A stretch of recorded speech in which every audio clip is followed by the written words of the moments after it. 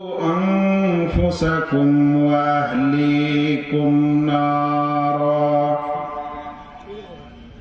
وقودها الناس والحجارة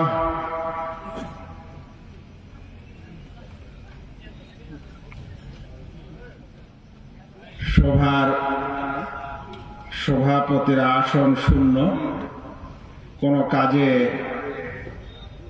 তারা বাইরে গেছেন।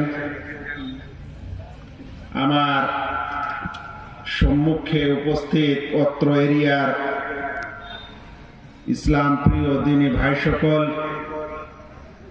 আলেম ওলামা, তলাবাতুল ইলম এবং দেশের জ্ঞানী গুণী ও বিচক্ষণ ব্যক্তিবর্গ, পর্দার আড়ালে মা ও বোনেরা এবং স্নেহের কচি ও কাচারা, আল্লাহ রাব্বুল আলামিনের যাবতীয় প্রশংসা এবং প্রিয় নবী মুহাম্মদ মুস্তাফা সাল্লাল্লাহু আলাইহি ওয়াসাল্লামের প্রতি অনেক অনেক দরুদ ও সালাম বর্ষিত হোক। আল্লাহুম্মা সাল্লি আলাইহি, আল্লাহুম্মা বারিক আলাইহি। সম্মানিত উপস্থিতি, দাসপাড়ার দারুস সালাম মার্কাজে আমার এটি হয়তো তৃতীয় বা চতুর্থবার আগমন। শুরুতে 100-150 জন লোককে নিয়ে প্রোগ্রাম করেছি এরকম মনে পড়ছে। সেই প্রোগ্রাম ধীরে ধীরে এরকম জমায়েত আকার নিবে, সুন্দর একটা পরিবেশ বিরাজ করবে। হয়তো সেটা সেই সময় বোঝা যায়নি, কিন্তু হয়তো এখানকার নিষ্ঠাবান ভাইদের পরিশ্রম এবং শ্রমের এটি একটি বিশেষ ফল, যেটা আজ হয়তো আপনারা এবং আমরা সকলে মিলে দেখছি ও অনুমান করছি ও উপভোগ করছি। ভাই সকল, আমি সাধারণত তাওহীদ ও আকীদার আলোচনা খুলে খুলে করি। আজকে এ বিষয় ছাড়া আমাকে একটু পারিবারিক ও সামাজিক বিষয় সম্পর্কে আলোচনা করার দাওয়াত দেওয়া হয়েছে, সুযোগ দেওয়া হয়েছে। সে কারণে আজকে এই সামাজিক বিষয়টি আমি আপনাদের সামনে ইনশাআল্লাহ ধীরে ধীরে তুলে ধরার চেষ্টা করব। আপনারা যারা উপস্থিত হয়েছেন, পিতা হিসাবে কিংবা পুত্র হিসাবে, মা হিসাবে কিংবা কন্যা হিসাবে, আপনাদের সকলের জিজ্ঞাসা মনের খোরাক ইনশাআল্লাহ কোরআন ও হাদিসের আলোকে আপনারা পাবেন এ আশা করি। আল্লাহ যেন আমাকে সঠিক ও সুন্দরভাবে উপস্থাপন করার, বলার এবং মানার এবং আপনাদেরও তার প্রতি আমল করার জন্য আল্লাহ তাআলা তৌফিক দান করেন, আমিন। আমাকে যে বিষয়টি দেওয়া হয়েছে সে বিষয়টির শিরোনাম হচ্ছে আদর্শ পরিবার গঠনে নারীর ভূমিকা। পরিবার কথাটি খুব সহজ, যেখানে একজন বাবা হয়, মা হয়, তাদের 2-4টা সন্তান হয়, এসব মিলেই মানুষের একটা সাধারণ পরিবার। বিষয়টি এত গুরুত্বপূর্ণ ভাইয়েরা, যে যদি আজ আমাদের পরিবারগুলি আদর্শবান হয়ে যায়, চরিত্রবান হয়ে যায়, ভালো হয়ে যায়, তাহলে পৃথিবীটা আলোময় হয়ে যাবে এবং ভালো হয়ে যাবে। কারণ এই বাড়ির পরিবারের সদস্যরাই না এই রাস্তাঘাটে ঘুরবে, এই পরিবারের সদস্যরাই না আপনার মার্কেটে যাবে, এই সদস্যরাই না আজ দোকান পয়সা থেকে নিয়ে সব জায়গায় তারা বিরাজ করবে। তাহলে যদি বাড়ির পরিবারটা আদর্শবান হয়ে যায়, চরিত্রবান হয়ে যায়, আদব কায়দা ও শিষ্টাচারে ভরপুর হয়ে যায়, তাহলে পৃথিবীর সব স্থানটাই সুন্দর থেকে সুন্দরতম হয়ে যাবে ইনশাআল্লাহ। এজন্য বলছিলাম যে বিষয়টি খুবই গুরুত্বপূর্ণ। বিষয়টির গুরুত্বপূর্ণতার সম্পর্কে আরেকটি তথ্য আপনাদের দিতে চাই। যে সকল দেশে পরিবার নষ্ট হয়ে গেছে, পরিবারের সৌন্দর্যতা পরিবারের সম্পর্ক, পরিবারের ইসলামিক কালচার ইত্যাদি যাদের যে সকল সমাজে নষ্ট হয়ে গেছে, আপনারা অবাক হবেন, তারা পারিবারিক বিষয়ে আলোচনা শোনার জন্য ভালো ভালো এক্সপার্টকে দাওয়াত দেয় এবং টিকিট কেটে কেটে তারা সেই যেহেতু সকলের পরিবারের সাথে জর্জরিত সমস্যায়, সেজন্য পরিবারকে কিভাবে সুস্থ সুন্দর রাখতে হবে, কিভাবে সুন্দরভাবে পরিচালনা করতে হবে, এ কারণে বিশেষ এক্সপার্টকে দাওয়াত দিয়ে ইনডোর প্রোগ্রাম করে টিকিট দিয়ে আলেম ওলামার আলোচনা মানুষ শুনছে এই পরিবারকে ভালো করার জন্য। কারণ ভাইয়েরা, আপনি নিজেই যত সুখময় হোক না কেন, আপনার যতই সুখ থাক না কেন, আপনার স্ত্রীর সঙ্গে যদি আপনার ঝগড়া হয় আর আপনি বাইরে থেকে যতই বড় কাজ করে, যতই ম্যাজিস্ট্রেট হন না কেন, বাড়িতে যখনই আপনি পা ফেলবেন তখনই আপনার মনটা একটু ধুপ করে উঠবে। আর বাড়ির ভিতরে পা দেওয়ার পর আপনার কতখানি সেখানে ম্যাজিস্ট্রেটগিরি চলবে সেটা আপনি নিজেই জানেন, যে বাইরে আপনি বাঘের বাচ্চা হতে পারেন কিন্তু বাড়ির ভিতরে বকরির বাচ্চা হওয়াও সমস্যা। সেজন্য পরিবারের সঙ্গে সমস্যা হলে পৃথিবীতে শান্তি কোথাও পাবেন না।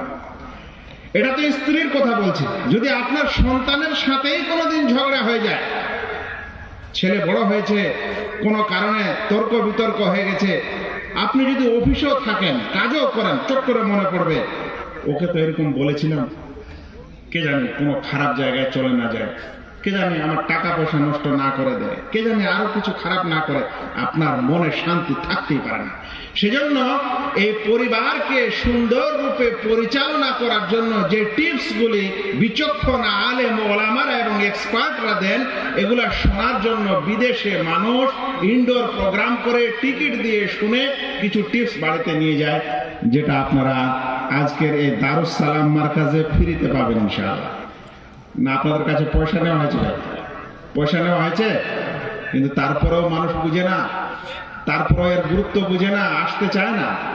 বুঝেন, আমি সৌদি আরবের মতো সমাজের কথা বলছি, সেখানে আমি এরকম এক্সপার্ট দেখেছি, এরকম মজলিস দেখেছি, তারা তাদেরকে নিয়ে এসেছে প্লেন ভাড়া সহ, তার ভালো হোটেলে থাকার ব্যবস্থা সহ, এবং তার এই প্রোগ্রামে ফি দিয়ে সেখানে শরীক হওয়ার জন্য মানুষের ভিড়ও দেখেছি।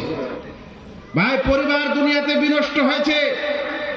যে সকল পরিবারের মানুষকে অধিক হারে অধিকার দেওয়ার কথা বলা হয়েছে যে একজন স্বামীর অধিকার নেই যে তার স্ত্রীকে কিছু বলবে, যে সকল পরিবারে বলা হয়েছে যে একজন পিতার কোনো অধিকার নেই যে সে তার ছেলেকে কিংবা মেয়েকে কোনো ধমক দিবে, মারা তো দূরের কথা, যে সকল সমাজে এটা অধিকার দেওয়া হয়েছে যে সন্তানরাও তার বাবার নামে কেস করে দিতে পারে সামান্য কিছু সমস্যা নিয়ে, সেই সকল পরিবেশ এবং সমাজ কত দূরে যেতে পারে সেটা ভাই এখনো হয়তো আমরা কল্পনা করতে পারছি না।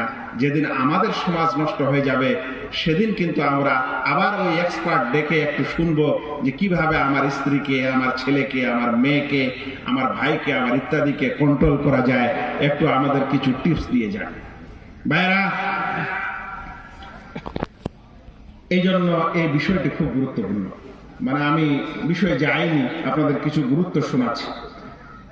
এখানে বিষয়তে আরেকটি বিষয় আছে যে আদর্শ পরিবার গঠনে নারীর ভূমিকা। তার মানে কি পুরুষের ভূমিকা নাই? মানে পরিবার গঠনে শুধু নারীরাই ভূমিকা নেবে আর পুরুষরা নেবে না? না, এই মনস্তাত্ত্বিক আগ্রাসনকে বুঝতে হবে। মানুষ মহিলাদেরকে মনে করছে যে তারা বাড়ির সব কিছুই দেখবে এবং পরিবেশটা এবং পরিবারটা সদস্যগুলোকে তারাই ঠিক করবে। আর আমি বাবা হয়েছি তাই একটু সকাল বিকাল সুন্দর করে গোসল স্নান করে তেল আর শ্যাম্পু মেখে মাথার চুলগুলো একটু উড়িয়ে দিয়ে আর একটা সুন্দর জামা কাপড় পরে নিয়ে আমি রাস্তাঘাটে ফুটুক বাবু হয়ে ঘুরবো, আর বাড়িতে আমার স্ত্রী আমার পরিবারকে দেখবে, সেই গঠন করবে, আমাদের কোনো দায়িত্ব নেই, এরকম মনে করা উচিত নয়। কেন? ইসলাম বলছে, প্রিয় নবী মুহাম্মদ মুস্তাফা সাল্লাল্লাহু আলাইহি ওয়াসাল্লাম বলছেন, কুল্লুকুম রাঈন ওয়া কুল্লুকুম মাসউলুন আন রাইয়াতিহি, তোমরা প্রত্যেককে রাখাল এবং তোমাদের প্রত্যেককে তার রাখালত্ব সম্পর্কে জিজ্ঞাসা করা হবে। তোমরা প্রত্যেককে দায়িত্বশীল এবং তোমাদের প্রত্যেককে তার দায়িত্ব সম্পর্কে জিজ্ঞাসা করা হবে। তাহলে আদর্শ পরিবার গঠনে শুধু ভূমিকা নারীর হবে না, আদর্শ পরিবার গঠনে ভূমিকা যেমন নারীর হবে তেমন পুরুষের হবে। এই জন্য এই ভুল চিন্তাধারা আমাদেরকে সরিয়ে নিতে হবে। ভাই সকল, আমরা যখন আদর্শ পরিবারের সম্পর্কে কথা বলছি তখন আমাদেরকে এও একটু জানা উচিত যে আমাদের এই পরিবারের বাইরে আমাদের সমাজটা কেমন, আমাদের বাইরের সমাজটা কেমন, কি হয়েছে আজ আমাদের সমাজ। একটু বুঝেন, একটু চিন্তা করেন, একটু দূরদৃষ্টি রাখেন। দেখেন আজ আমাদের সমাজের অনেক মানুষ, অনেক পরিবারের গার্জিয়ান পিতা, সে হয়তো মনে করছে যে আমি সন্তান জন্ম দিয়েছি এটাই যথেষ্ট, মানে আমার ছেলে পেলে হয়েছে তাই যথেষ্ট।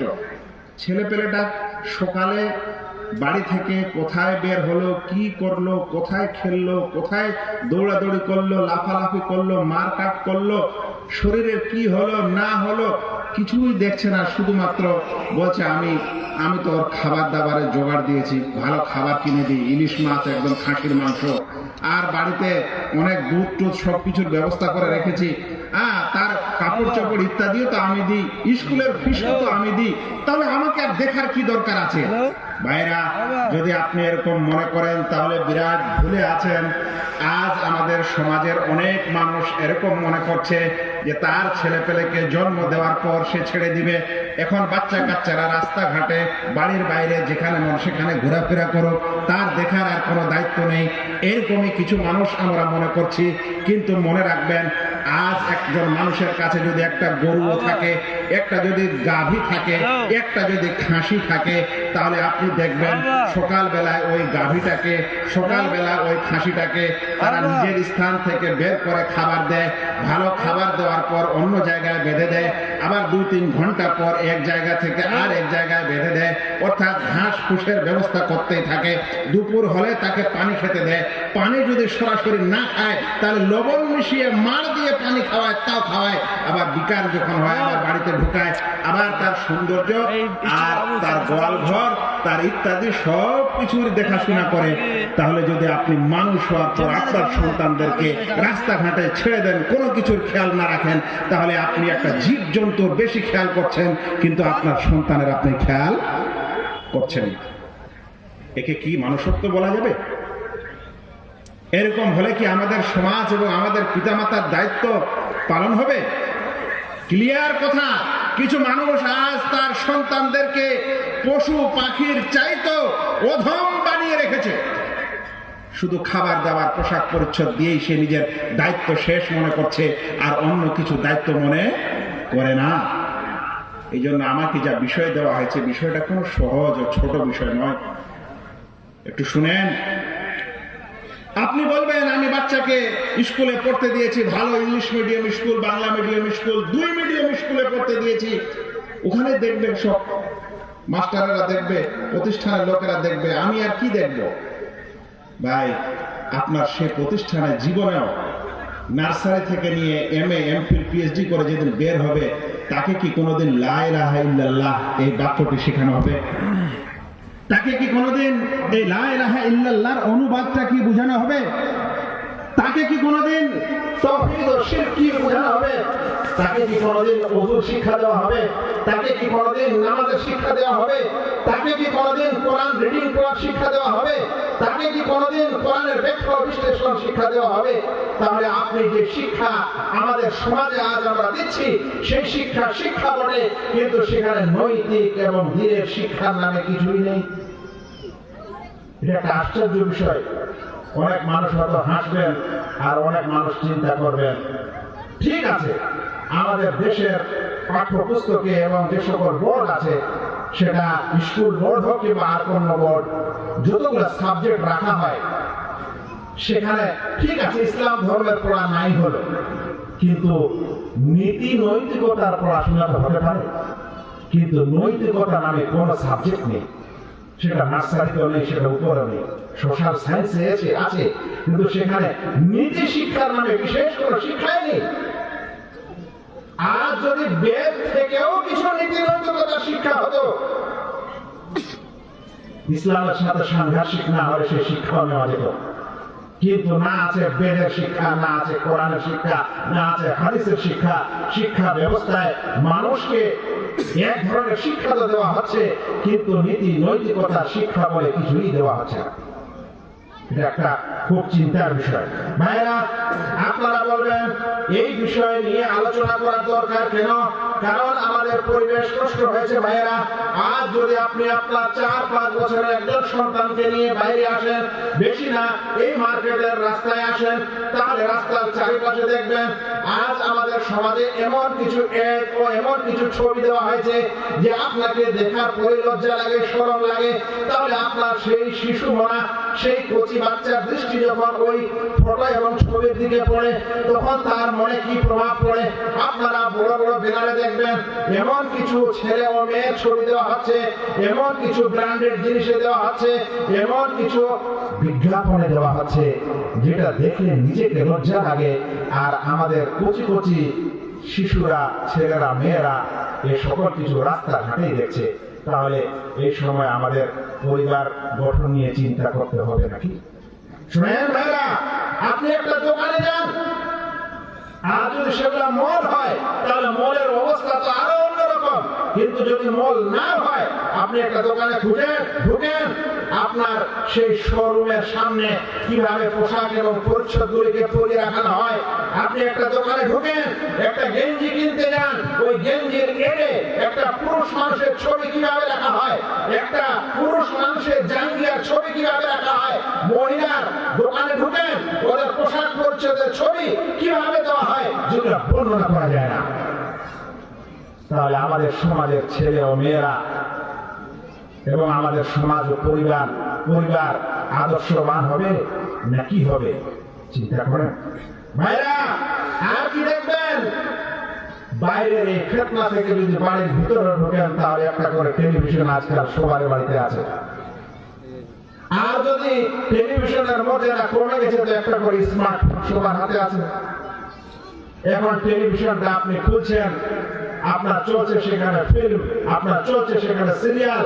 যে সিরিয়ালে দেখা যাচ্ছে যে কিছু স্বামী স্ত্রীর ঝগড়া চলছে, কোন সময় ছেলে মেয়ের ঝগড়া চলছে, কোন সময় ছেলে মেয়ের প্রেম বিনিময় চলছে, বলছে রোমান্স হচ্ছে, রোমান্স।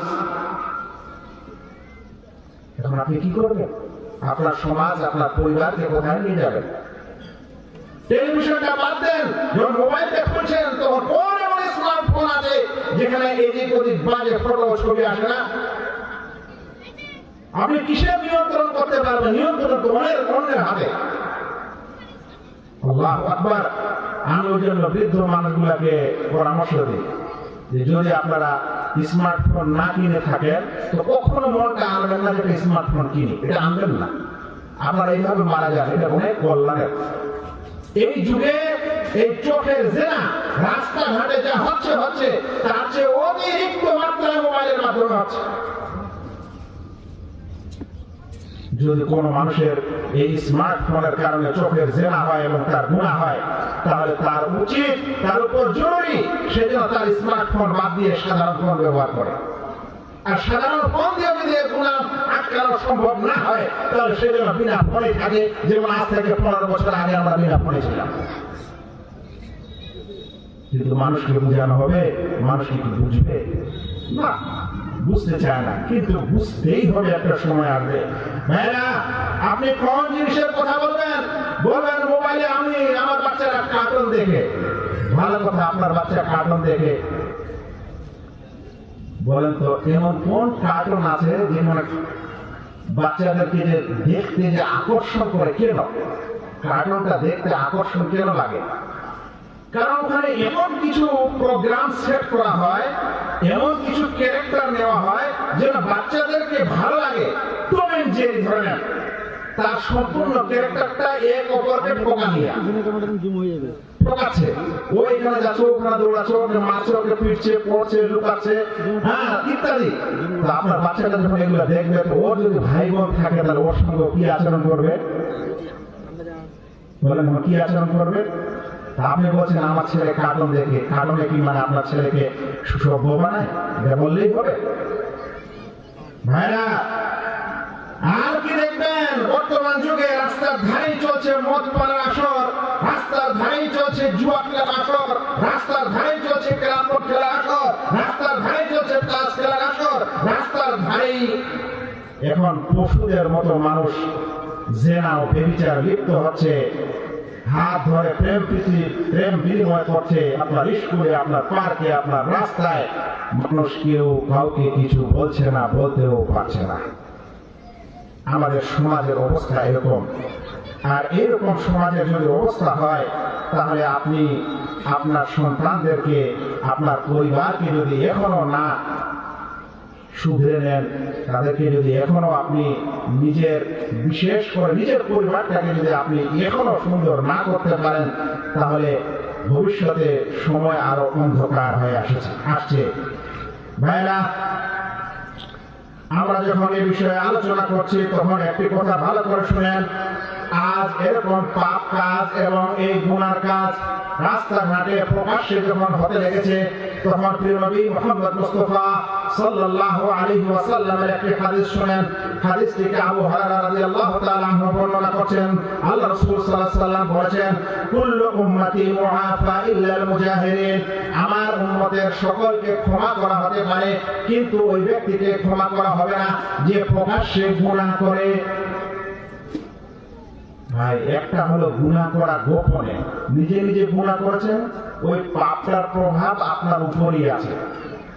আর একটা হচ্ছে আপনি স্পষ্ট সকলের সামনে, দশজনের সামনে পাপ কাজ করছেন, নিয়ে আসছেন একটা ডিজে আর 10টা ক্যাসেট আর মদের বোতল নিয়ে আসার পর আজকে বিবাহ, আজকে খুশি করবো না তো কি করবো, আজকে বার্থডে, আজকে এগুলো করবো না তো কি করবো, আজকে চাকরি পেয়েছে এগুলো করবো না তো কি করবো, আজকে অমুকের বার্থডে, ওর বার্থডেতে যাবো না তো কি করবো, আজকে আমার অমুক ফ্রেন্ডের বার্থডে, আজকে আমার অমুক ফ্রেন্ডের তমুকের বার্থডে। এই সকল কিছু করতে করতে মানুষ প্রকাশ্যে নাচছে, গান এবং নাচ, মদ পান ইত্যাদি, আর প্রেম প্রীতি বিনিময় করে সারা রাত কাটাচ্ছে। স্পষ্ট ভাবে গ্রামগঞ্জের কোন মানুষ তাদেরকে বাধা দিতে পারে না, কারণ তাদের এটা অধিকার। রাসূল করিম সাল্লাল্লাহু আলাইহি ওয়াসাল্লাম বলেন, আমার উম্মতের প্রত্যেক মানুষকে ক্ষমা করা হতে পারে, কিন্তু যারা এরকম প্রকাশ্যে গুনাহ করে তাদের ক্ষমা হবে না, তাদের ক্ষমা করা হবে না। রাসূল করিম সাল্লাল্লাহু আলাইহি ওয়াসাল্লাম আরো বলেন, ওয়া ইন্না মিনাল মুজাহারা আন ইয়া'মাল আর-রাজুলু বিল-লাইলি আমালান। আর এই প্রকাশ্যে গুনাহ করার মধ্যে আরেকটি বিষয় হচ্ছে যে কোন মানুষ রাতে গোপনে কোন গুনাহ কাজ করে, তুম্মা ইউসবিহু ওয়া কাদ সাতারাহু আল্লাহু আলাইহি, অতঃপর সকাল করে রাতের অন্ধকারে তার পাপ কাজ ঢেকে আছে, আল্লাহ ঢেকে রেখেছেন। দুনিয়াতে যদি রাতটা না হতো, তাহলে আমাদের এই যতগুলো মানুষ আমরা এখানে বসে আছি, আমাদের পাপ কাজগুলো হয়তো মানুষ জানতে পারত। রাতও একটা নিয়ামত, রাতেরও একটা সৌন্দর্যতা আছে। রাত মানুষের পাপ কাজকে ঢেকে রাখে, কিন্তু ওই ব্যক্তি হতভাগা যে রাতে পাপ কাজ করার পর সকাল করে, যে সকালে আল্লাহ তাআলা তার পাপ কাজ গোপনে রেখেছে, সকাল হওয়ার পর সে তার এই পাপ কাজ মানুষকে বলে বেড়ায়, বলে, ইয়া ফুলান আমিলতুল বারিহাতা কাযা ওয়া কাযা, রাতে আমি এমন করেছি, আজ 10 জন বন্ধুকে নিয়ে পুরা রাত আড্ডা দিয়েছি, 10 বোতল চাপিয়েছি। হ্যাঁ, তোমরা রাতে করেছিলে এই কাজটা, গোপনে থাক, ওই রহস্য গোপনে থাক। কিন্তু সকালবেলা আবার পাপ কাজ নিয়ে শিরাজরি করে। আল্লাহ রাসূল সাল্লাল্লাহু আলাইহি ওয়াসাল্লাম বলেন, ওয়াকাদ বাতা ইয়াসতুরুহু রাব্বুহু, অথচ আল্লাহ রাব্বুল আলামিন তার এই পাপ কাজকে গোপন করে রেখেছিলেন ওয়া ইউসবিহু ইয়াকশিফু সিতরাল্লাহি আলাইহি, আর আল্লাহর এই পর্দাকে সকাল হলে সে উন্মুক্ত করে দেয়, খুলে ফেলে দেয়, মানুষকে পাপ কাজের কথা বলে। এরা হচ্ছে প্রকাশ্যে পাপকারীর মতো, এদেরও শাস্তি এরকমই যে আল্লাহ তাআলা তাদের ক্ষমা করবেন না, অন্যদেরকে ক্ষমা করতে পারেন। ভাইরা, আমি আপনাদেরকে এতক্ষণে আমাদের সমাজের যেটা চিত্র এবং অবস্থা তার কিছুটা বর্ণনা করছিলাম, যেন আমরা উপলব্ধি করতে পারি যে আমাদের পরিবার এবং আমাদের সমাজ এবং বিশেষ করে আমাদের ফ্যামিলি, এই ফ্যামিলিকে আমাদেরকে কিভাবে সঠিক করতে হবে, সুন্দর করতে হবে, দ্বীনের উপর রাখতে হবে, আল্লাহ ভীরু করে রাখতে হবে, নবীর ভালোবাসাকারী করে রাখতে হবে, এবং সদা সুন্দর একটা ফ্যামিলি কিভাবে আমরা পেতে পারি তার গুরুত্বটা যেন আমাদের অন্তরে আসে, সেই জন্য আমি কিছু কথা এতক্ষণ পর্যন্ত বললাম। এরপরে যদি আপনি সত্যিকারে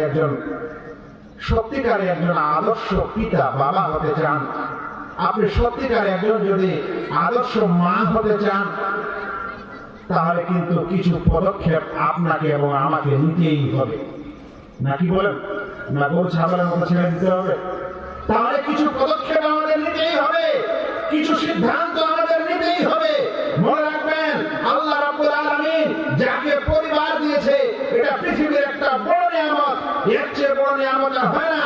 ওই বাবাকে জিজ্ঞাসা করেন, ওই মাকে জিজ্ঞাসা করেন, যাদের বিবাহ শাদী হওয়ার পর এখনো পর্যন্ত কোনো সন্তান হয়নি, তারা কি দুশ্চিন্তায় আছে, তারা কি কষ্টে আছে, তাদের মন কত কাঁদছে। কিন্তু যাদেরকে আল্লাহ তাআলা সন্তান দিয়েছেন, তারা অবহেলা করে গরু ছাগলের মতো রাস্তায় ছেড়ে দিবেন, এটা কখনো হতে পারে না। এই নিয়ামতকে চিন্তা করেন এবং এই নিয়ামতের কদর করেন। শুনেন, নিজের জীবনের একটা প্রজেক্ট, নিজের জীবনের একটা নীতি, নিজের জীবনের একটা বিশেষ পদক্ষেপ মনে করে রাখবেন আপনার এই সন্তান সন্ততিকে লালন পালন করা। আর মনে রাখবেন, আল্লাহ তাআলা আপনাকে যে পরিবার দিয়েছে, এই পরিবারটাকে ঝামেলার মনে করবেন না, এই পরিবারটাকে বিরক্তির মনে করবেন না, এই পরিবারটাকে সুন্দর করেন যেন দুনিয়া ও আখিরাতে সাফল্য মণ্ডিত হতে পারেন। পরিবারের উপর খরচ করা, পরিবারকে দেখাশোনা করা, পরিবারের লালন পালন করা, তাদের জন্য নিজের মাথার ঘাম পায়ে ফেলে উপার্জন করে তাদের মুখে দুটি হালাল অন্ন তুলে দেওয়া, এটা ইসলামের একটি বড় ইবাদতের অন্তর্ভুক্ত। শুনেন, প্রিয় নবী মুহাম্মদ মুস্তাফা সাল্লাল্লাহু আলাইহি ওয়াসাল্লামের হাদিস শুনেন। আল্লাহ রাসূল সাল্লাল্লাহু আলাইহি ওয়াসাল্লাম বলেন, দিনারুন আনফাকতাহু ফি সাবিলিল্লাহ, তোমরা একটি মুদ্রা যা আল্লাহর রাস্তায় দান করো, খরচ করো। বলছেন, ধরে নাও যে একটি মুদ্রা, এক টাকা, একটা স্বর্ণের দিনার বা দিরহাম তোমরা আল্লাহর রাস্তায় খরচ করছো। আর কি, ওয়া দিনারুন আনফাকতাহু ফি রাকাবাহ, আর একটি মুদ্রা, যে মুদ্রা তুমি তোমার দাস দাসীর স্বাধীন করার জন্য খরচ করছো। আমি কিন্তু পরীক্ষা নিব কয়টা মুদ্রার কথা রাসূল কারীম সাল্লাল্লাহু আলাইহি ওয়াসাল্লাম বলেছেন, একটু ভালো করে মনে রাখেন। প্রথম মুদ্রাটা কি?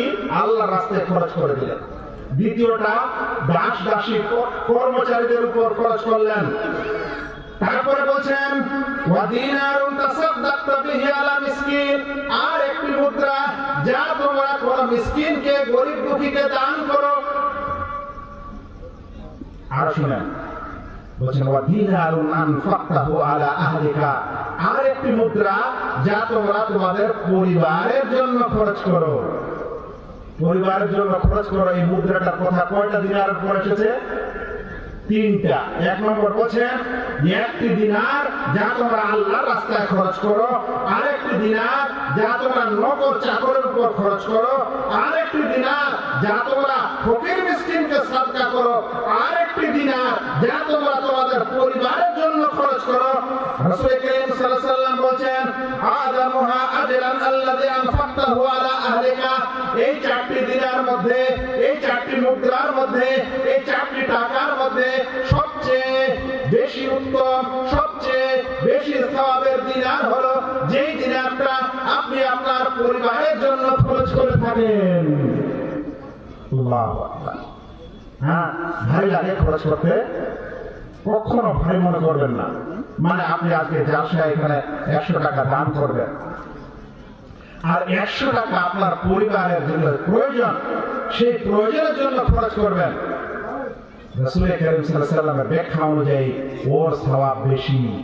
কিন্তু আপনি যদি মনে করেন যে পরিবার হয়েছিল কেন, 5টা খালি ছেলে, 7টা খালি ছেলে, একটু কম হতো তো ভালো হতো, ঝামেলা করছেন, ভালো লাগছে না, মহব্বত নাই, আল্লাহর দান আপনি বিশ্বাস করছেন না, নেকির আশা করেন না, তাহলে কিন্তু আপনার ওই পরিবারে লাখ লাখ কোটি কোটি টাকা খরচ করেন, কোনো লাভ নেই। কিন্তু যদি আজ আপনি মজদুর হওয়ার পরেও যদি 500 টাকা ইনকাম করে বাড়িতে যদি আপনি ওই 500 টাকার খাবার দাবার ইত্যাদি প্রয়োজনীয় হালাল জিনিস নিয়ে হাজির হন, তাহলে আপনার অন্য জায়গায় দান করার চাইতে ওই দানটার সওয়াব অনেক বেশি। সে কারণে বলছিলাম ভাইয়েরা, যে কখনোই আপনারা পরিবারের উপর খরচ করাকে বিরক্তিবোধ মনে করবেন না, কষ্টের মনে করবেন না, সমস্যার মনে করবেন না, এটা একটা ইবাদত। শুনেন, আয়েশা রাদিয়াল্লাহু তাআলা আনহা বলেন, রাসূল করিম সাল্লাল্লাহু আলাইহি সাল্লামের একজন স্ত্রী এবং সবচেয়ে ছোট স্ত্রী, তিনি বলেন, দাখালাত ইমরাতুন মাহা ইবনাতান লাহা, একদা তার বাড়িতে একজন মহিলা প্রবেশ করলো, তার সাথে 2 জন মেয়ে সন্তান ছিল। রাসূল সাল্লাল্লাহু আলাইহি সাল্লামের বাড়িতে মা আয়েশার কাছে একজন মহিলা ঢুকলো, যে মহিলার কাছে 2 জন কন্যা সন্তান ছিল। কেন ঢুকলো? তাসআলু ফালাম তাজিদ ইনদি শাইয়ান, সে কিছু ভিক্ষা চাচ্ছিল, সে কিছু খাবার চাচ্ছিল। কিন্তু আয়েশা রাদিয়াল্লাহু তাআলা আনহা বলেন, আমি আমার বাড়ি ঘুরে ফিরে দেখলাম বাড়িতে কিছুই নেই, গায়রা তামরাতিন, একটি খেজুর ছাড়া। ও ভাই, ওই জীবন থেকে এখন আপনি আপনার বুকে হাত রেখে একবার বলেন, আপনারা আমরা এরকম কেউ কে আছি যে আমাদের বাড়িতে 1 কেজি চাল ছাড়া আর কিছু নেই, এরকম মানুষ এখানে কেউ আছি? আল্লাহু আকবার। আমাদের বাড়িতে আলহামদুলিল্লাহ পানির ব্যবস্থা আছে, হ্যাঁ, ভাত আছে, চাল আছে, ডাল আছে, হ্যাঁ, বিস্কিট আছে, হ্যাঁ, ড্রাই ফ্রুট আছে, আবার জমি জমাতে ধান, তারপরে ভুট্টা, ডাল ইত্যাদি সবকিছু কিছু না কিছু আমাদের বাড়িতে আছে। আজ সমাজটা এরকম যে প্রায় সকলের বাড়িতে বছর বছরের খাবার দাবারের ব্যবস্থা আছে, কিন্তু আমাদের রাসূল সাল্লাল্লাহু আলাইহি সাল্লামের বাড়িতে একটি খেজুর ছাড়া কিছুই নেই গো। আল্লাহ, এটা কোনদিন আমরা চিন্তা করি? একজন ভিখারি মহিলা 2 জন মেয়েকে সাথে করে নিয়ে এসে রাসূল করিম সাল্লাল্লাহু আলাইহি সাল্লামের বাড়িতে আয়েশা রাদিয়াল্লাহু তাআলা আনহাকে বলছেন, কিছু খাবার থাকলে দাও। আয়েশা বলছেন, আমি বাড়ি খুলে দেখলাম কিছু পাচ্ছি না, একটা খেজুর ছাড়া। কি হলো ঘটনা? আয়েশা রাদিয়াল্লাহু তাআলা আনহা বলছেন, ফাআতাইতুহা ইয়াহা, তখন আমি ওই একটা খেজুরই ওই মহিলাটাকে দিয়ে দিলাম। এবার কি ঘটছে? আমি দেখলাম সেই মহিলা ওই খেজুরটাকে আধা আধা করে 2 মেয়েকে খাইয়ে দিল, আর নিজে কিছু খেল না। একজন মা তার ছেলে পেলের জন্য কতখানি কি করতে পারে। তার খিদা তো তাকেও লেগেছে, পেয়েছে মাত্র একটা খেজুর। এই খেজুর যদি সে নিজে খায়, তার সন্তানেরা খেতে পারবে না। এখন সে খেজুরটাকে যদি একজন সন্তানকে দেয়, আরেকজন খাবে না। সে খেজুরটাকে 2 ভাগে ভাগ করার পর অর্ধেক 1 মেয়েকে আর অর্ধেক আর 1 মেয়েকে দিল। সাহাবায়ে কেরামের জীবনী, জিহাদে গেছেন, জিহাদে ফিরছেন, খাওয়া শেষ হয়েছে, আল্লাহ রাসূল সাল্লাল্লাহু আলাইহি ওয়াসাল্লাম আদেশ করলেন যে কিছু থাকলে নিয়ে আসো। সাহাবারা বলছেন, আল্লাহ রাসূল কিছু নাই, ভাঙাচোরা কিছু জিনিস পড়ে আছে, ওগুলো নিয়ে আসি। তো বলছেন যে আল্লাহ, সহিহ মুসলিমের হাদিস, যে তখন সাহাবারা যখন জমা করতে লাগলো, তখন কিছু সাহাবী খেজুরের বিচি নিয়ে এসেছে, খেজুরের আটিটা নিয়ে এসেছে মাত্র। হাদিস বর্ণনাকারী জিজ্ঞাসা করছেন, খেজুরের বিচিটা দিয়ে কি হবে, ওটা কেন নিয়ে এসেছিল? বলছে যে ওটা একটু চুষে চুষে মিষ্টি হবে, তারপরে পানি খেয়ে নেবে, এই কারণে খেজুরের বিচিগুলো ফেলে দিত না। রাসূলের বাড়িতে একজন মহিলা এসেছে, কিছু নাই, সাল্লাল্লাহু আলাইহি ওয়াসাল্লাম একটা খেজুর দিলেন। তারপর ওই মায়ের মমতা ও ভালোবাসা দেখেন, অর্ধেকটা নেওয়ার পর 1 মেয়েকে, অর্ধেকটা আরেক মেয়েকে দেওয়ার পর নিজে কিছু খেলেন না। আয়েশা রাদিয়াল্লাহু তাআলা আনহা বলেন, ওয়ালাম তাকুল মিনহা, সেই মা নিজে ওই খেজুরের কোনো অংশ খেল না। সুম্মা কামাত ওয়া খারাজাত, অতঃপর 2 সন্তানকে নিয়ে বাইরে চলে গেল। তারপরে রাসূল করিম সাল্লাল্লাহু আলাইহি ওয়াসাল্লাম বাড়িতে ঢুকলেন। এই মহিলা ঘটনা ঘটার পর রাসূল করিম সাল্লাল্লাহু আলাইহি ওয়াসাল্লাম বাড়িতে ঢুকলেন। বলছেন আয়েশা যে আমি তখন আল্লাহ রাসূলকে ঘটনা বললাম যে এরকম ঘটনা ঘটলো। তখন রাসূল করিম সাল্লাল্লাহু আলাইহি ওয়াসাল্লাম কি বলছেন শুনেন। আল্লাহ রাসূল সাল্লাল্লাহু আলাইহি ওয়াসাল্লাম বলেন মান ইবতুলিয়া মিন হাযিহিল বানাতি বিশাইইন কুননা লাহু সিতরাম মিনান নার। যেই বাবাকে, যেই মাতাকে, যেই পরিবারকে আল্লাহ রাব্বুল আলামিন এরকম কন্যা সন্তান দ্বারা পরীক্ষা নিয়েছে, পরীক্ষায় ফেলেছে, আল্লাহ তাআলা যে পরিবারকে কন্যা সন্তান দ্বারা পরীক্ষিত করেছে, তাহলে সেই পরিবার, সেই পিতামাতা যদি তাদেরকে ভালো করে লালন পালন করে, তাহলে তারা জাহান্নাম থেকে পর্দা হয়ে যাবে। মানে এই কন্যার লালন পালন করলে সেই ব্যক্তি আর জাহান্নামে যাবে না। এই গ্যারান্টি দুনিয়াতে কে দিবে ভাইরা? আপনারা কিসের জন্য দুনিয়ার মোহে পড়ার পর কন্যা সন্তান হলে আপনাদের মুখ কাল হয়? কেন আপনাদের মন ভারী হয়? মুসলমান হওয়ার পর কেন এটাকে খারাপ লাগে?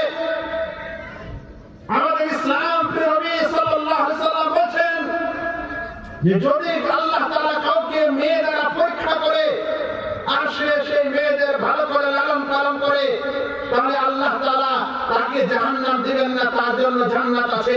পৃথিবীর কোন এমন ধর্ম আছে যে ধর্মটা ডিক্লেয়ার দিয়েছে যে তাদের কন্যার লালন পালন করলে তাদের জন্য জান্নাত আছে?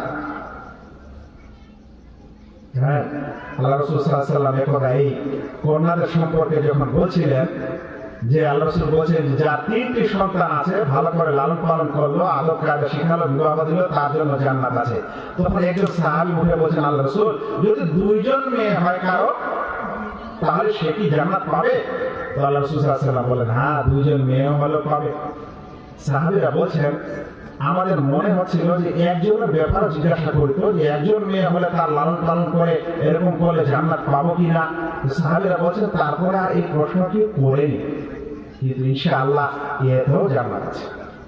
ভাইরা, সেজন্য পৃথিবীর মোহে এবং পৃথিবীর অন্য কালচারের মতো নিজের কালচার করবেন না।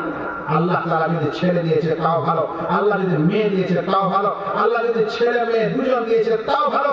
আল্লাহ তাআলা কোরআনে বলেন ইয়াহাবু লিমান ইয়াশাউ, আল্লাহ তাআলা যাকে চান পুরুষ সন্তান দেন, যাকে চান কন্যা সন্তান দেন, যাকে চান দুটাই দেন, আর যাকে চান বন্ধা করে দেন, বাঁশ করে দেন। এই 5 মহিলারা আর দম্পতিরা শেষ পর্যন্ত শিলিগুড়ি থেকে দিল্লি হয়ে চেন্নাই ঘুরে যখন 10-12 বছর হয়ে যায়, তখন বলছে আর ডাক্তারি চিকিৎসা হবে না, এখন মাজারি চিকিৎসা শুরু করে। এখন এই চোপড়া আর দাসপাড়ার যত মাজার, এটা বাদ দিয়ে শেষ পর্যন্ত আজমির শরীফ পৌঁছে যাবেন। আল্লাহ বলছেন যাকে চান বন্ধা করে দেন। আপনি কি বন্ধা ছুটে লেগেছেন? চিকিৎসা করেন, আল্লাহ দিল না দিল এরকম সবর করেন। কি ধরনের আমাদের অবস্থা ইমান? আল্লাহ বলছেন যাকে চান তিনি বন্ধা করে দেন। বন্ধা করে দিয়েছে তো আপনার কি সমস্যা? আমি একদিন কিশোরগঞ্জ থেকে দিল্লি যাচ্ছিলাম, সে সময় আমি মদিনা যাইনি, তার আগের সময়ের কথা বলছি। কিছু কাগজপত্র নিয়ে দৌড়াদৌড়ি করছিলাম। আমার সামনে ট্রেনে একটা পরিবার, মানে একটা পুরুষ এবং একটা মহিলা, 2 জন আছে। 2 জন কিন্তু মুসলমানও। আমার আশ্চর্য হচ্ছিল যে পোশাক পরিচ্ছদ সবকিছু ভালো ঠিকঠাক লাগছে, কিন্তু সিটের নিচে 2টা মুরগা খালি চু চু করছে। বুঝতে পারছেন?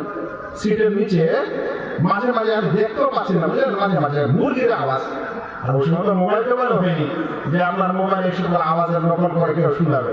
আমি এদিকে ওদিক তাকায় কিছু দেখতে পাই না, মুরগির আওয়াজ আসছে কোথা থেকে। কিছুক্ষণ পর দেখছি যে না, সিটের নিচে 2টা মুরগা বাঁধা আছে। এরপর আমার মনে একটু কৌতূহল হলো যে জিজ্ঞাসা করে তো ব্যাপার কি।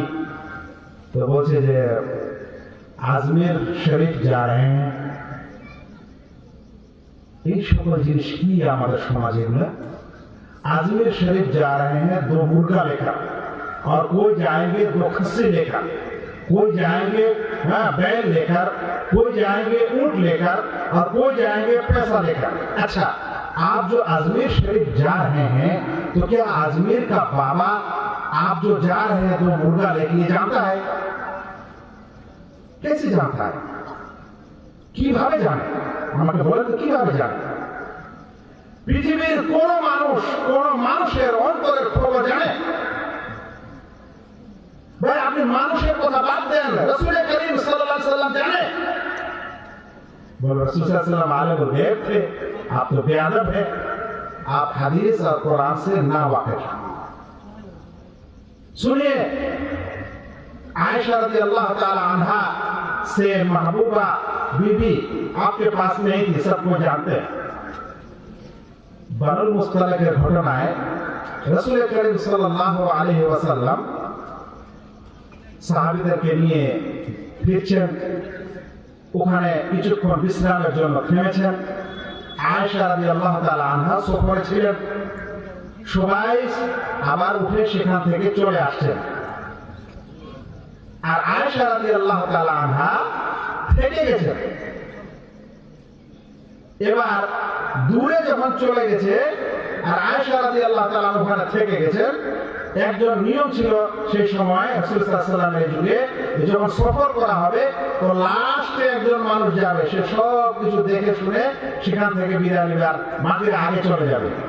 ওই সাহাবী যখন চারদিক দিয়ে ঘুরে ঘুরে দেখছে, তো আল্লাহু আকবার, আয়েশা রাদিয়াল্লাহু তাআলা একাই ওখানে বসে আছেন, পাশে উট আছে, উটের উপর হাওদাজ আছে, পালকি, যে উটের ভিতরে উটের পিঠে চাপিয়ে রাখা হয়, মহিলা বসে থাকে পর্দার সাথে।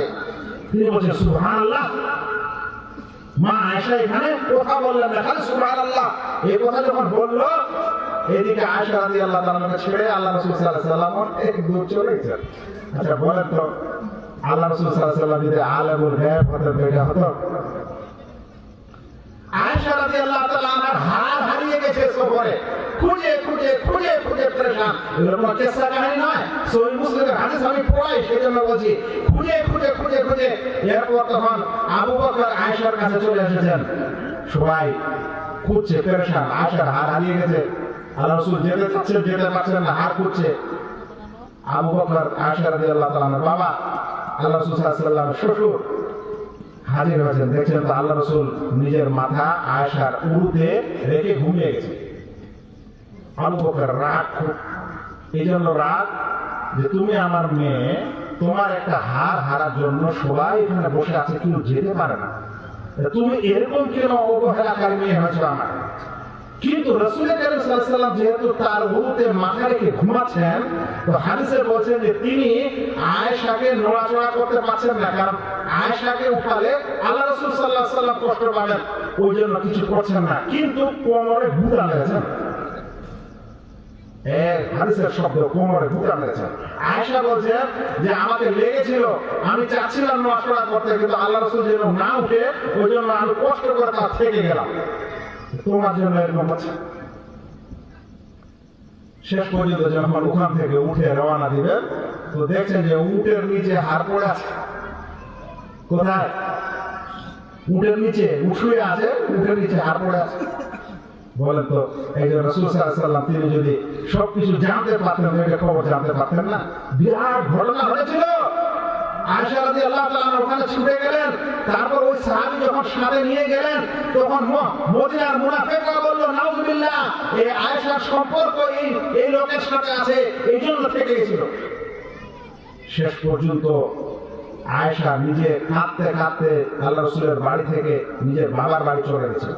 গোটা মদিনা হুলুস তুলুস। বলেন তো, রাসূল কারীম সাল্লাল্লাহু আলাইহি ওয়াসাল্লাম পেরেশান, এর কাছে যায়, ওর কাছে যায়, পরামর্শ নেয়, কি করি? মানুষেরা তো এরকম এরকম বলছে। আপনারা কি ধরনের মানুষ গো বলেন? রাসূল সাল্লাল্লাহু আলাইহি ওয়াসাল্লাম আলেমুল গায়ব। আরে বাবা, আল্লাহ তাআলা আল্লাহ রাসূলকে যতখানি খবর দেন, তিনি ততখানি জানেন। যেটা খবর দিতেন না আকাশ থেকে, সেটা তিনি জানতে পারতেন না। আপনি কি করে বলতে পারেন যে আল্লাহ রাসূল সাল্লাল্লাহু আলাইহি ওয়াসাল্লাম আলেমুল গায়ব, আর তারপর আপনি আবার রাসূল সাল্লাল্লাহু আলাইহি ওয়াসাল্লামকে বাদ দিয়ে এখন আপনি যদি একটা খাজা বাবাকে আলেমুল গায়ব মনে করেন? হ্যাঁ, এদিকে আল্লাহ রাসূল সাল্লাল্লাহু আলাইহি ওয়াসাল্লাম জীবিত দুনিয়াতে মওজুদ আছে, ঘটনা ঘটছে। তা আপনি মুরগি নিয়ে যে হাঁটছেন, কিভাবে উনি জানতে পারবেন যে আমার কাছে কে মুরগি নিয়ে আসে? আর আপনি যদি ওখানে দোয়াও করেন, তা আপনার কথাটা কিভাবে উনি কবর থেকে বুঝবেন যে আপনি এই কারণে এখানে এসেছেন, বাচ্চা নিতে না চাকরি নিতে? ও কিভাবে বুঝবে?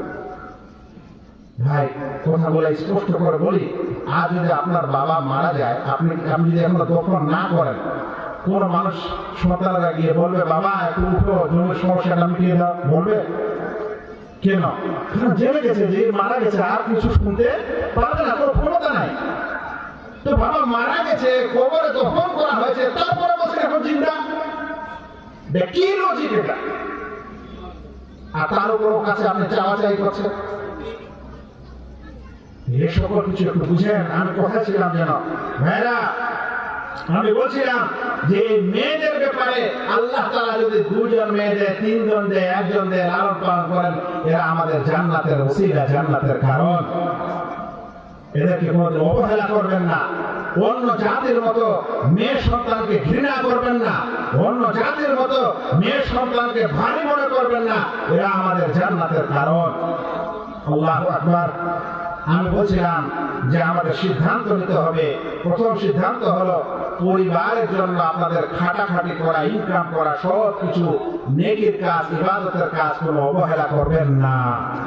দ্বিতীয় পদক্ষেপ শুনেন ভাইরা, আজ আমরা আমাদের সন্তানের জন্য যেমন খাবার দাবার ব্যবস্থা করি, যেমন পরিধানের ব্যবস্থা করি, যেমন ভালো স্কুলের ব্যবস্থা করি, যেমন ভালো টিউশনের ব্যবস্থা করি, যেমন আমরা তাদের সুখ শান্তির জন্য চিন্তা করি, কিন্তু অনেক বাবা আছি আমরা আল্লাহ তাআলার কাছে হাত তুলে দোয়া করি না যে হে আল্লাহ আমার সন্তান এরকম, আল্লাহ তুমি আমার সন্তানকে নেককার বানিয়ে দাও, হে আল্লাহ তুমি আমার সন্তানের এই শয়তানি দূর করে দাও। এই দোয়া আমরা আল্লাহ তাআলার কাছে করি না। কিন্তু জানেন ইব্রাহিম আলাইহিস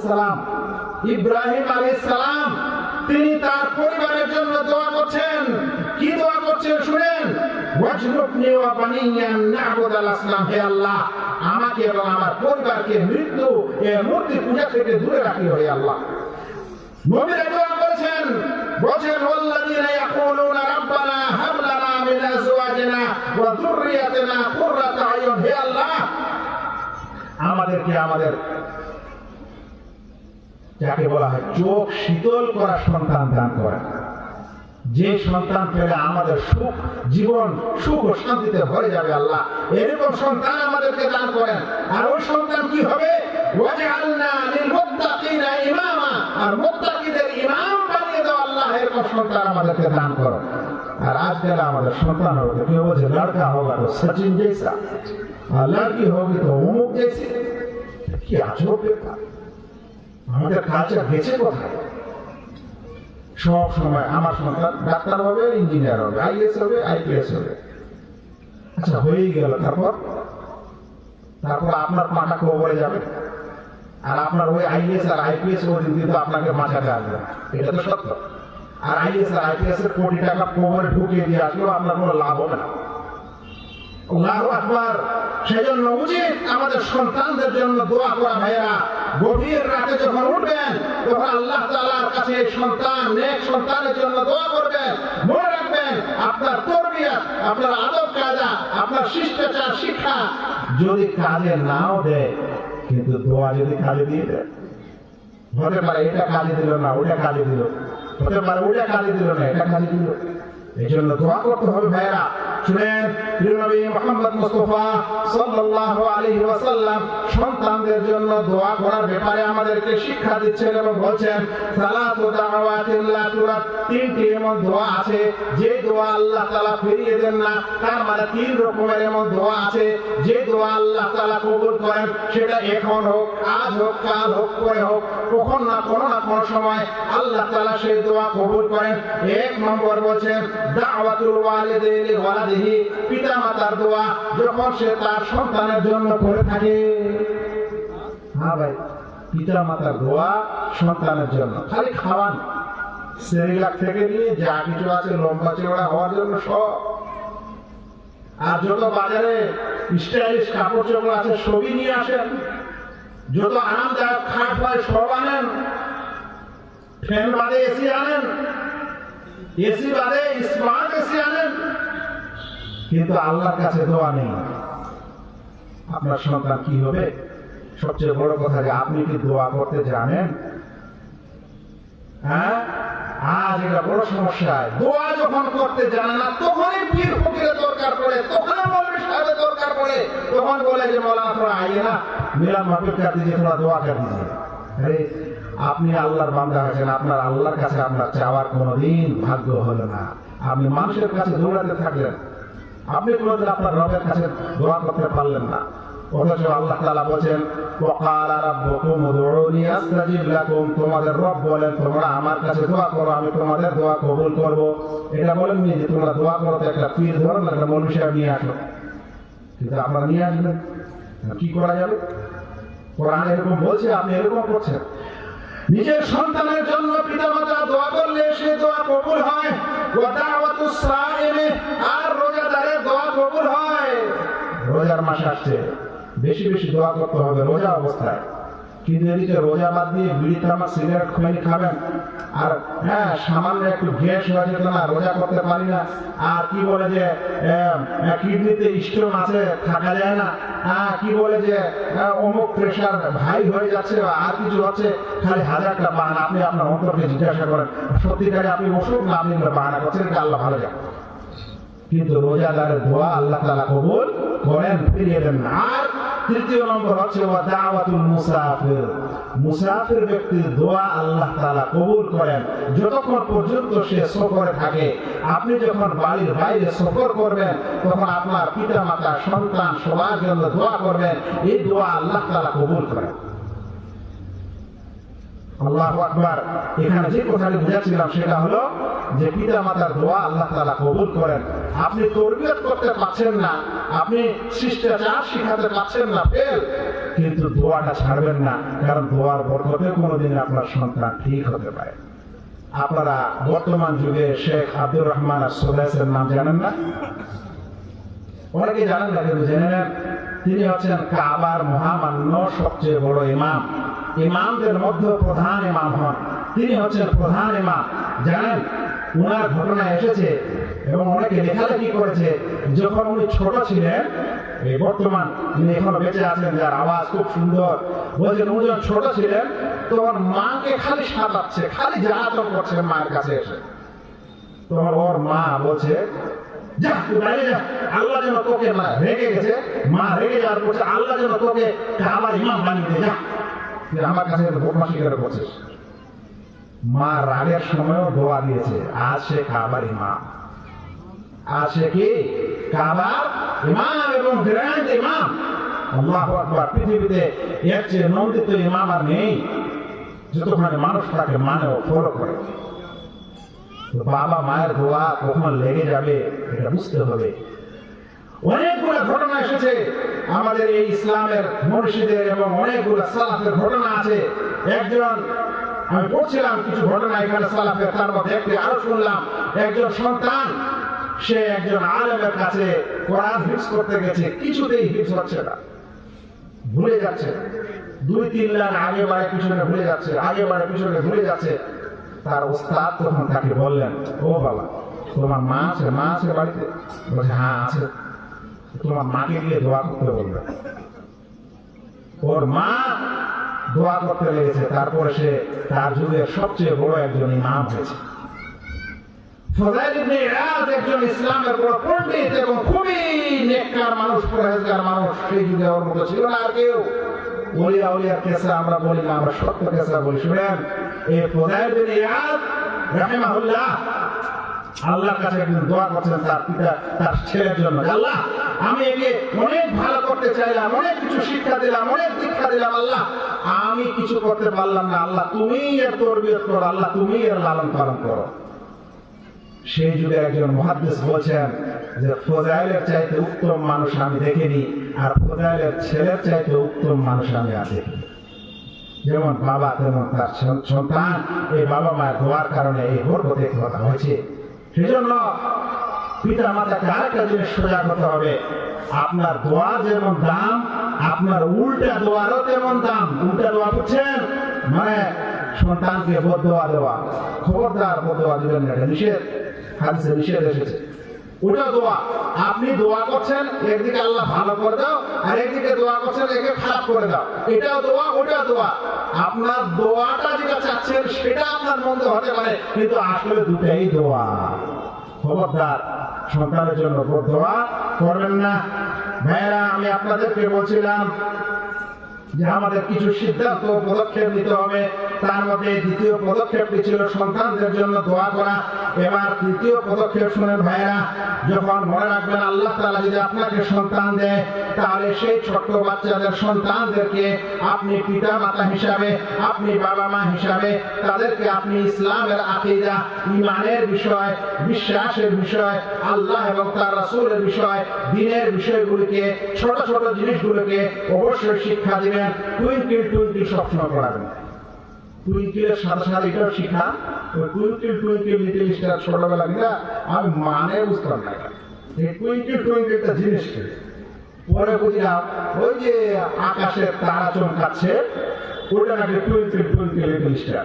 তো আকাশের ওই তারার ব্যাপারে আপনি বলছেন, কিন্তু আকাশের তারাগুলা কে চমকাচ্ছে আর কে বানিয়েছে ওই কথা আপনি শিক্ষা দিচ্ছেন না। শুনেন, বাচ্চাকে অবশ্যই শিক্ষা দিবেন তোমার রবকে, আমাদের আল্লাহকে, তোমার দিন কি, তোমার নবীকে সালাম দাও, হ্যাঁ, বিশেষ বিশেষ জিকির আজকার দাও। এমনকি ওই সকল পিতা মাতাকে বিশেষ করে অনুরোধ করব, ইসলাম একটা এমন ধর্ম যে আজ যদি আপনি কোনো মানুষকে যে কোনো জিনিস শিক্ষা দেন, কোরআন হোক, হাদিস হোক, দোয়া হোক, ভালো কাজ হোক, তাহলে আল্লাহ তাআলা ওই অনুরূপ আপনাকে সওয়াব দেয়। আর ওই মানুষটা পৃথিবীতে যতদিন ওই নেকির কাজ করে যায়, ওই সওয়াব আপনার কাছে চলে আসে। আজ আমরা অনেক পিতা মাতা আছি, আমাদের মতো আলেম ওলামা আমরা আছি, আমরা কিন্তু নিজের সন্তানকে গ্রামের কোন আলেম, মৌলবী, হাফেজ ইত্যাদির কাছে পাঠিয়ে দিই। ওখানে গিয়ে সে ওযু শিখে, কোরআন শিখে, সূরা ফাতিহা শিখে। এটা বাবার সুযোগ যে সে যদি তার ছেলেকে সূরা ফাতিহা শিখাতে পারে, সে যদি তার ছেলেকে কিছু দোয়া আজকার শিখাতে পারে, তাহলে ওই সন্তান পৃথিবীতে যতদিন আমল করবে সেই আমলের সওয়াব এই পিতা পাবে। এই সুযোগ ছাড়তে হবে না। বাবা মাকে শিক্ষা দিতে হবে, আগে চেষ্টা করবেন, তারপরে অন্য কিছুকে দিবেন। ভাইরা, এই পিতা, এই বাড়ি ঘর এবং এই পরিবারকে সুন্দর করতে হবে। ইসলাম এই বাচ্চাদের কিছু হক, কিছু অধিকারের কথা বলেছে। ওই অধিকারগুলি প্রথমে তাদেরকে দিতে হবে। সংক্ষিপ্ত আকারে 1 নম্বর তার অধিকার হলো, যখন বাচ্চা এই পৃথিবীতে ভূমিষ্ঠ হবে তখন তার কানে আযান দেওয়া। এ বিষয়ে ওলামাদের মতভেদ আছে, তবে আযানটা দেওয়া যেতে পারে, এই মতটা আমি সঠিক মনে করি, কিন্তু ইকামত নয়। দ্বিতীয় হচ্ছে বাচ্চার সুন্দর নাম রাখা। তৃতীয় অধিকার হচ্ছে বাচ্চার আকিকা করা 7ম দিনে। আর তার একটি অধিকার হচ্ছে যে সে যেন মায়ের দুধ পান করে, মায়েরা যেন তাকে দুধ পান করায়।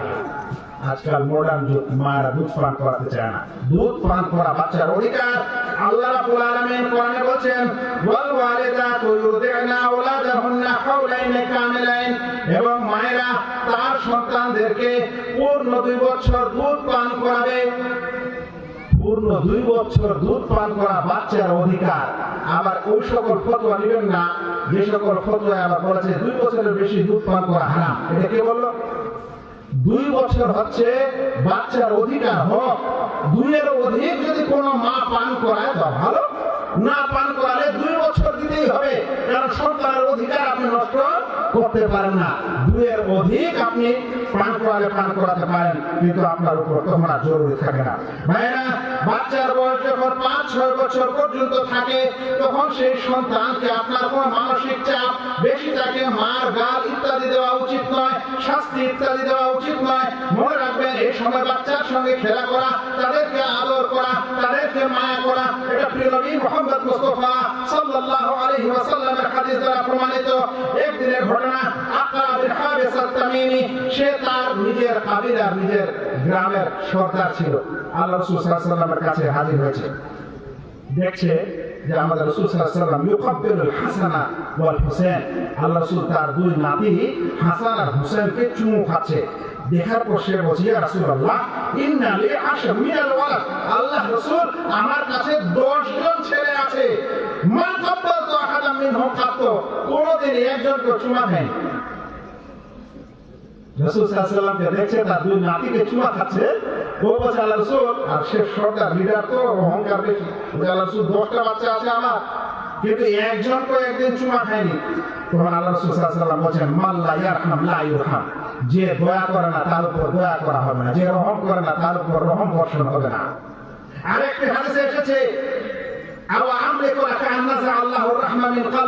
তোমার অন্তর থেকে আল্লাহ যদি দয়া মায়াকে টেনে নেয় তাহলে আমি কি করতে পারি বলো?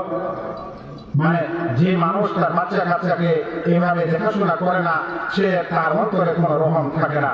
ভাইরা, এরপরে বাচ্চার বয়স যখন 6-7 বছর হবে, এখন সে দায়িত্ব নিতে পারে। সে কারণে প্রিয় নবী মুহাম্মদ মুস্তাফা সাল্লাল্লাহু আলাইহি ওয়াসাল্লাম বলেন, মুরু আওলাদাকুম বিস-সালাহ, তোমরা এই সময় তোমাদের বাচ্চাদেরকে নামাজের আদেশ করো। ওয়াহুম আবনাউ 7 সিনিন, যখন তাদের বয়স 7 বছরের হবে। এখন বাপ মায়ের যদি নামাজ না পড়ে তো কাকে আদেশ করবে? কথাটা বুঝছেন? বাপ মায়ের যদি নামাজ না পড়ে তাহলে বাচ্চাটাকে কিভাবে আদেশ করবে? আর বলছেন 10 বছর বয়স হবে তোমরা একটু করে মারধর করো, বিছানা আলাদা করে দাও। বাচ্চাকে যদি আপনি নামাজি না বানাতে পারেন তাহলে এর চেয়ে বিফলতা আর কিছু নেই। আর বাচ্চাকে যদি আপনি নামাজি বানিয়ে দিতে পারেন তাহলে এর চেয়ে বড় সফলতা আর কিছু নেই। ভাইরা, আলোচনার সময় প্রায় শেষ হতে যাচ্ছে। এরপর একটি কথা বলে দিই যে আপনি যদি আপনার পরিবারকে আদর্শ বানাতে চান তাহলে যেমন এই শিক্ষা দীক্ষাগুলো মানবেন, সেরকম বাড়িতে কিছু নিয়ম নীতিও করবেন। বাড়ির নিয়ম নীতিতে আপনার সন্তান, আপনার পরিবার আদর্শবান হবে। 1 নম্বর, বাড়ির পরিষ্কার পরিচ্ছন্নতা, কাপড় চোপড় থাকা, বাথরুম ইত্যাদি সব পরিষ্কার পরিচ্ছন্ন রাখা, এটা বাচ্চা শিখবে। অতঃপর শুধু বাড়িঘর পরিষ্কার রাখলে হবে না, নিজের ভাষাটাকেও পরিষ্কার রাখতে হবে। আপনি তো শালার বেটা শালা বলবেন, গোলামের বেটা গোলাম বলবেন, তো আপনার বাচ্চা কি শিখবে? উপরের পরিষ্কার দেখলে হবে না, ভাষারও সুসভ্য এবং সভ্য ভাষা আপনাকে ব্যবহার করতে হবে। গালি কখনো দিবেন না। বাড়িতে বাচ্চাদেরকে পায়খানায় বাথরুমে ঢুকলে কি দোয়া করতে হয়, বের হলে কি করতে হয়, খাওয়ার সময় কি বলতে হয়, বাড়ি থেকে বের হলে কি বলতে হয়, স্কুলে যাচ্ছে টিফিন দিচ্ছে দোয়াটা শিখিয়ে দেন, বাড়িতে ঢুকবে সালাম দিতে হয় এটা শিখান। লা হাওলা ওয়ালা কুওয়াতা বলতে শিখান, কেউ ছিট দিচ্ছে আলহামদুলিল্লাহ বলতে শিখান। এই সকল কিছু আপনি বাড়িতে শিখাবেন। বাড়ির শিক্ষা দীক্ষার মধ্যে হচ্ছে একটি ভাই এই যে বাড়িতে যখন খাবার দাবার খাবেন তখন সবাই মিলে একসাথে খাবেন। শুনেন একটি হাদিস শুনেন। আল্লাহ রাসূল সাল্লাল্লাহু আলাইহি ওয়াসাল্লাম বলেন, ইয়া রাসূলুল্লাহ ইন্না নাকুলু ওয়া লা নাশবা। আল্লাহ রাসূল, আমরা খাচ্ছি কিন্তু তৃপ্তি হচ্ছে না, মন ভরছে না। আল্লাহ রাসূল, খাওয়া দাওয়া তো খাচ্ছি, মানে অনেক খাচ্ছি কিন্তু মন ভরছে না। আল্লাহ রাসূল সাল্লাল্লাহু আলাইহি ওয়াসাল্লাম আল্লাহ রাসূল বলেন, লাআল্লাকুম তাকুলুনা মুতাফাররিকিন, মনে হয় তোমরা আলাদা আলাদা খাও। নিজের নিজের প্লেট, থালি, গ্লাস ইত্যাদি খাবার তুলে নিয়ে নিজের ঘরে চলে গেল। ও একটা মোবাইল নিয়ে একটা ঘরে ঢুকেছে, ও এক থালা ভাত নিয়ে টেলিভিশনের সামনে বসেছে, আর একজন বাবা সে তার নিজের ঘরে দরজা বন্ধ করে নিজের খাবার খাচ্ছে। আল্লাহ রাসূল বলেছেন, তোমরা খাচ্ছ, তোমাদের পেট ভরছে না, মনে হয় তোমরা ভিন্ন ভিন্ন হয়ে খাচ্ছ। শোনো, আল্লাহ রাসূল সাল্লাল্লাহু আলাইহি ওয়াসাল্লামকে সে সাহাবীরা বললেন, ক্বালু নাম, হ্যাঁ আল্লাহ রাসূল, এভাবে আমরা খাই। তখন আল্লাহ রাসূল বললেন, ক্বালা ফাজতামিউ আলা তুআমিকুম, তোমরা একত্রে খাবার খাও, ওয়াজকুরু ইসমাল্লাহি আলাইহি, খাবার শুরুতে আল্লাহর নাম নাও, মুবারাক লাকুম ফি, আল্লাহ তোমাদের এই খাওয়াতে বরকত দিবে, তোমাদের মনও ভরবে, তোমাদের পেটও ভরবে। সৌদি আরবে নিয়ম আছে একসাথে খাওয়া, একটা প্লেটে সব খাবার দিবে আর চারিদিকে সবাই খাবে। যদি এই সিস্টেম আমাদের নাও থাকে তো প্লেটে ইত্যাদিতে যখন নিবেন নিজের জায়গায় সকলে আপোষে একসাথে বসে খাবেন। কিছু খাওয়া বাচ্চা ছেড়ে দিবে, ওটা খেয়ে নেবেন, ওকে বুঝাবেন, ওকে শিখাবেন, এগুলোতে কল্যাণ ও বরকত আছে। ভাইয়েরা, লাস্ট কথা আলোচনা করে শেষ করব। বাড়িতে যদি আপনি কল্যাণময় করতে চান, আদর্শবান করতে চান, তাহলে কিছু নফল নামাজ বাড়িতে পড়বেন। আপনারা জানেন আল্লাহ রাসূল সাল্লাল্লাহু আলাইহি ওয়াসাল্লাম ফরজ নামাজ ছাড়া কোন সুন্নাহ নামাজ তিনি মসজিদে পড়তেন না, সব সুন্নাহ নামাজ বাড়িতে গিয়ে পড়তেন। রাসূল করিম সাল্লাল্লাহু আলাইহি ওয়াসাল্লামের এই হাদিস শুনেন আল্লাহ রাসূল সাল্লাল্লাহু আলাইহি ওয়াসাল্লাম বলেন, ইযা কাদা আহাদুকুম আস-সালাতা ফি মসজিদে, যখন কোন মানুষ তার নামাজ মসজিদে শেষ করে নেবে, ফালিয়াজআল লিবাইতিহি নাসিবাম মিন সালাতি, তাহলে তার বাড়ির জন্য যেন একটু রেখে দেয়। কি নামাজ রাখবে? এরকম আবার করেন না যে জোহরের সময় 3 রাকাত পড়ে বসে একটু রাখতে বলে 1 রাকাত ছেড়ে দিয়ে বাড়িতে গিয়ে পড়বো না, ওটা না। ওরা 4 রাকাত ফরজ পুরাই করবেন, যেটা ছেড়ে রেখে দিবেন ওটা হলো সুন্নাহ এবং নফল নামাজ। আল্লাহ রাসূল সাল্লাল্লাহু আলাইহি ওয়াসাল্লাম বলেন ফা ইন্নাল্লাহা জাইলুন ফি বাইতিহি মিন সালাতিহি খায়রা, কারণ আল্লাহ তাআলা সেই নামাজের বিনিময়ে তার বাড়িতে কল্যাণ করবেন। হাদিসটিকে ইমাম মুসলিম বর্ণনা করেছেন। আলোচনা শেষের দিকে আর করতে পারছি না, অনেক তথ্য আরো ছিল। বাড়ির শয়তানটাকে বাড়ি থেকে বের করবেন, নাহলে আদর্শ সন্তান গ্রহণ করতে পারবেন না। বাড়ির শয়তান দুইটা, একটা হলো সত্যিকার শয়তান, আর একে বিতরণ করার জন্য যখনই বাড়িতে ঢুকবেন তখনই সালাম দিবেন। যে বাড়িতে মানুষ ঢুকে, ঢুকার সময় সালাম দেয় আর খাবার সময় বিসমিল্লাহ বলে, তখন ওই বাড়ির শয়তান বলে এই বাড়িতে আমার থাকারও জায়গায় নেই, এই বাড়িতে আমার খাবারও জায়গা নেই। কেউ যখন বাড়িতে ঢুকে সালাম দেয় না আর খেতে বসে আর খাওয়ার সময় বিসমিল্লাহ বলে, তখন শয়তান বলে থাকার জায়গা তো আছে কিন্তু খাবার জায়গা নাই। এই কথাটা মনে রাখলেন, এটা হলো শয়তান। তাবিজ তুম্বা করে শয়তান ভাগাতে পারবেন না, এই সালামের মাধ্যমে শয়তান ভাগবে। দ্বিতীয় শয়তান হলো আপনার বাড়ির টেলিভিশনটা, যে টেলিভিশনটা আপনি 24 ঘন্টা সিরিয়াল লাগিয়ে থাকেন এবং 24 ঘন্টা আপনি ফিল্ম দেখেন, আর নাহলে 24 ঘন্টা আপনি কোনো নাটক দেখেন, আর নাহলে 24 ঘন্টা আপনার মোবাইলে কিছু না কিছু প্রোগ্রাম আপনি ডাউনলোড করতে থাকেন।